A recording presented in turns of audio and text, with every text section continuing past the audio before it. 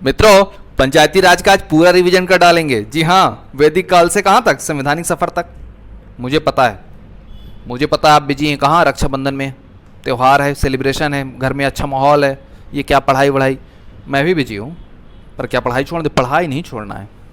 याद रहे, सबसे बड़ा गिफ्ट आप अपनी सिस्टर को अपनी सैलरी से देंगे, नया आईफोन। और आपकी सिस्टर के लिए वही सबसे बड़ा गिफ्ट होने वाला है। और आपके भाई, लड़कियों के लिए बोल रहा हूँ, आपके भाई को असली खुशी तब मिलेगी जब आप सेटल हो जाएंगे। तो पढ़ाई नहीं छोड़ना है। अगले 2-3 दिन हम रिवीजन करेंगे, फास्ट रिवीजन करेंगे, ताकि आपने जो पीछे पढ़ा है ना वो सब याद रहे। ऐसा नहीं कि पीछे सपाट हो रहा, आगे पढ़ते जा रहे पीछे सपाट, पीछे मैदान खाली है। नहीं, दिमाग में हरियाली रखिए, हरा भरा जो कंटेंट है वो बढ़ता रहे।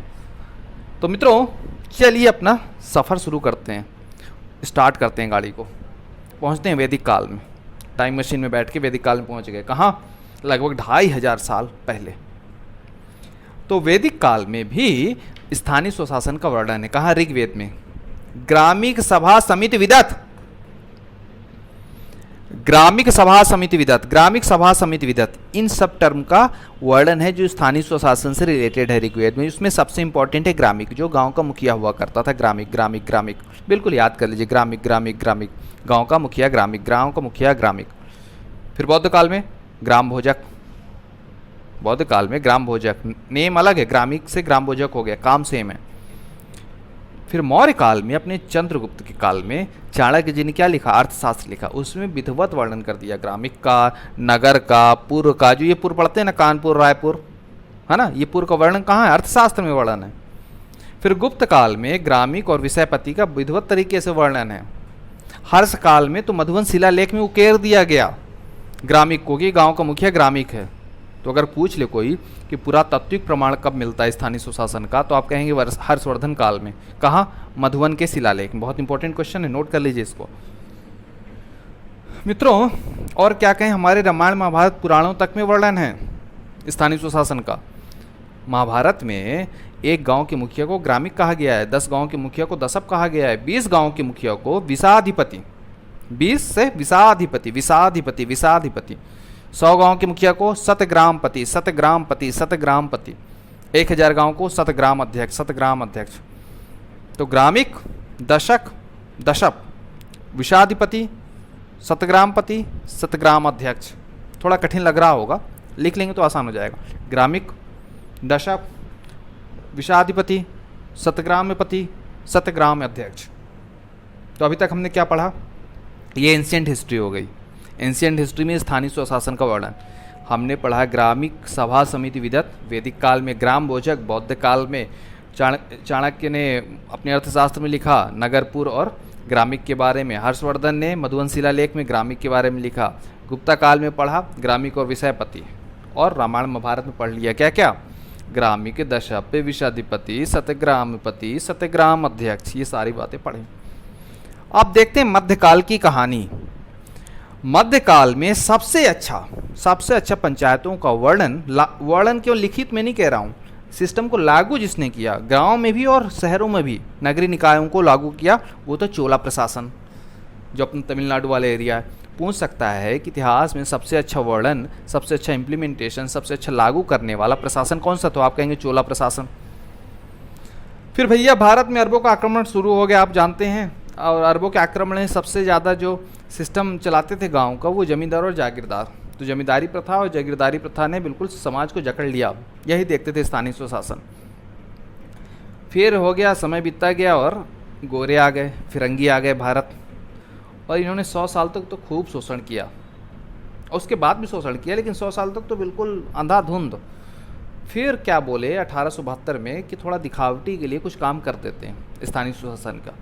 तो स्थानीय सुशासन का प्रथम प्रयास लॉर्ड मेयो करते हैं 1872 में। कौन? Lord Mayo, very important. प्रथम प्रयास लॉर्ड मेयो, लेकिन वो विफल हो जाता। विफल होना ही था, कुछ विधेयक लाए नहीं, ऐसी प्रयास कर दिए। फिर लॉर्ड रिपन विधिवत विधेयक लाते हैं 1882 में। लॉर्ड रिपन थोड़ा अच्छे आदमी थे, विधिवत विधेयक लाते हैं 1882 में। इसलिए लॉर्ड रिपन को स्थानीय सुशासन का पिता कहा जाता है, स्थानीय सुशासन का जनक कहा जाता है। जनक या पिता कौन? Lord Ripon. और जो ये विधेयक लाए उसको मैग्ना कार्टा कहा गया, स्थानीय सुशासन का Magna carta. Magna carta 3 word हैं, मैग्ना कार्टा, स्थानीय सुशासन का जनक, स्थानीय सुशासन का पिता। कब? 1882।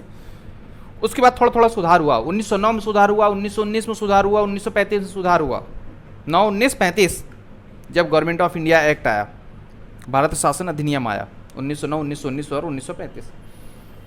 फिर भैया अपनी संविधान सभा बैठी 1946 में, और उस वक्त प्रखर गांधीवादी नेता श्रीमन नारायण अग्रवाल जी ने कहा कि गांधीयन प्रिंसिपल को भी तो इंक्लूड करो।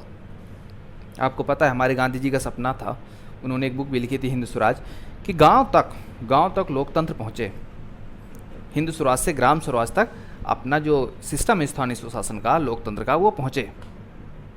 उसके लिए श्रीमन नारायण अग्रवाल प्रयास करते हैं और प्रयास सफल होता है। संविधान के डीपीएसपी, राज्य के नीति निर्देशक तत्व, डीपीएसपी इंग्लिश में बोलते हैं, राज्य के नीति निर्देशक तत्व हिंदी में बोलते हैं। ये कहाँ है? संविधान के भाग 4 में। संविधान के भाग 4 में राज्य के नीति निर्देशक तत्व में आर्टिकल 40 बहुत इंपॉर्टेंट, आर्टिकल 40 में स्थानीय स्वशासन को दर्जा मिला। दर्जा तो मिल गया, काम कुछ नहीं हुआ। चाचा जी अपने प्रधानमंत्री बने पहली बार, उन्होंने कहा थोड़ा बहुत काम कर देते हैं, तो काम किया उन्होंने। 1952 में कम्युनिटी डेवलपमेंट प्रोग्राम चलाया जो विफल रहा। फिर नेशनल एक्सटेंशन सर्विस चलाया 1953 में जो विफल रहा। हिंदी में कम्युनिटी डेवलपमेंट प्रोग्राम को बोलते हैं सामुदायिक विकास कार्यक्रम। नेशनल एक्सटेंशन सर्विस को बोलते हैं राष्ट्रीय प्रसार सेवा, जो 1953 पे चला है, वो भी फेल हो गया, बिल्कुल फेल, ख़त्म। अब चाचा जी ने बोला कि कुछ विधिवत करना पड़ेगा, तो उन्होंने बलवंत राय मेहता जी को एक कार्य सौंप दिया। एक कमेटी बिठा दी 1956 में, और फिर 1957 में रिपोर्ट प्रस्तुत कर दी मेहता जी ने। मेहता जी ने बोला 3 स्तरीय पंचायत सिस्टम लागू कर दो।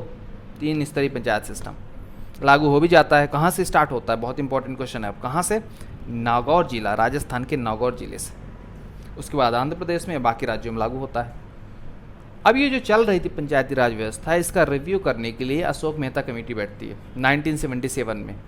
वो बोलते हैं कि 2 स्तरीय पंचायत सिस्टम लगाओ, लेकिन वो माना नहीं जाता। बस इतना है कि 20 लाख से जहाँ जनसंख्या कम है जिन राज्यों की उस वक्त थी, 1977 की बात कर रहा हूँ, बहुत जगह 20 लाख से कम जनसंख्या थी, वहाँ ये छूट मिली कि हाँ भैया आप चाहो तो 2 स्तरीय बिल लगा सकते हो। जैसे गोवा है, नॉर्थ ईस्ट है, छोटे छोटे राज्य थे उस वक्त जनसंख्या के आधार पे। फिर अपने GV राव आए 1985 में, जिनके नाम में GV राव है, 4 वर्ड है, तो 4 स्तरीय पंचायत सिस्टम का सजेशन दे डाला कि 4 स्तर रखो, नहीं माना गया।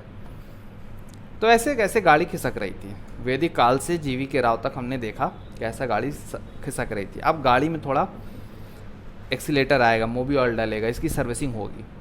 क्या हुआ? सिंघवी जी 1986 में कमेटी बैठती है सिंघवी जी की, और वो बोलते हैं कि पंचायत सिस्टम को अगर वास्तविक स्थानीय स्वशासन की प्रेरणा स्रोत बनाना है, स्थानीय स्वशासन को गांव के अंतिम व्यक्ति तक पहुंचाना है, तो संवैधानिक स्टेटस देना पड़ेगा। तभी राज्यों में प्रेशर आएगा समय से कार्य करने के लिए, समय से चुनाव कराने के लिए और पंचायतों को फंड देने के लिए। राजीव गांधी जी ने एक कमेटी और बैठाई, तुंगन कमेटी, और बोले कि क्या ये जो सिंघवी साहब कह रहे हैं ठीक कह रहे हैं? तुंगन जी बोले हाँ ठीक कह रहे हैं, संवैधानिक सभा संवैधानिक संशोधन आप कर डालिए और पंचायती राज को संवैधानिक स्टेटस दे दीजिए। राजीव गांधी जी प्रयास भी करते हैं, 64-65 विधेयक प्रस्तुत करते हैं, लेकिन वो फेल हो जाता है। कौन सा? 64वां और 65वां। असली श्रेय हमारे PV नरसिम्हा राव जी को मिलता है। अमर हो गए वो, पंचायती राज सिस्टम को संवैधानिक दर्जा देके अमर हो गए। 73 और 74 रट जाना चाहिए आपको, 73 और 74। 73 पंचायत के लिए, 74 नगरीय निकाय। 73 पंचायत, 74 नगरीय निकाय। तो 73वें संविधान संशोधन से संविधान में भाग 9 पार्ट 9 जोड़ते हैं। कौन सा? 9 कौन सा आर्टिकल? 243A से 243O तक, 243A से 243O तक, AO ऐसे याद कर लेंगे। इसमें सबसे इंपॉर्टेंट आर्टिकल कौन सा है? 243K, इसमें राज्य निर्वाचन आयोग के वर्णन है। और शेड्यूल 11 जोड़ते हैं, जिसमें 29 सब्जेक्ट है, 29 विषय हैं कि किन विषयों पे ग्राम पंचायत काम करेगा। जैसे सिंचाई है, स्कूल है, सफाई है, शिक्षा है ना, सड़क है, नाली है, इन सब पे किस पे काम करेगा, मेला है। इसी तरह 74वें संविधान संशोधन से नगरीय निकायों को शक्ति मिली, संवैधानिक दर्जा मिला, पार्ट 9A में स्थान मिला, 9 में पंचायत को और 9E में नगरीय निकायों को। और एक शेड्यूल जोड़ा गया, शेड्यूल 12। शेड्यूल 12 में 18 सब्जेक्ट, कितने? 18 सब्जेक्ट, 18 विषय दिए गए नगरीय निकायों को। तो ये कहानी है, ये कहानी है वैदिक काल से लेके संविधान संशोधन तक। पूरा का पूरा मैंने विधिवत भी कवर किया हुआ है। मेरे वीडियो लिस्ट में जाएंगे, प्ले लिस्ट में, तो जो बता रहा हूँ आपको, एक एक वीडियो मैंने बनाया हुआ है डिटेल में, सारे आर्टिकल डिस्कस किए हैं, 243 A B C D E F G H I। आप उसको विधिवत देखिए, नोट्स बनाइए और रिवाइज कीजिए। ये केवल रिवीजन क्लास थी, और इसी तरह बाकी टॉपिक्स का भी आपका मैं रिवीजन कराता रहूँगा शॉर्ट में। मित्रों, कैसी लगी ये क्लास कमेंट सेक्शन में ज़रूर बताइए, और हाँ, कोई समस्या हो, सुझाव हो, वो भी शेयर किया करिए। थोड़ा इंटरेक्शन अपना होना चाहिए।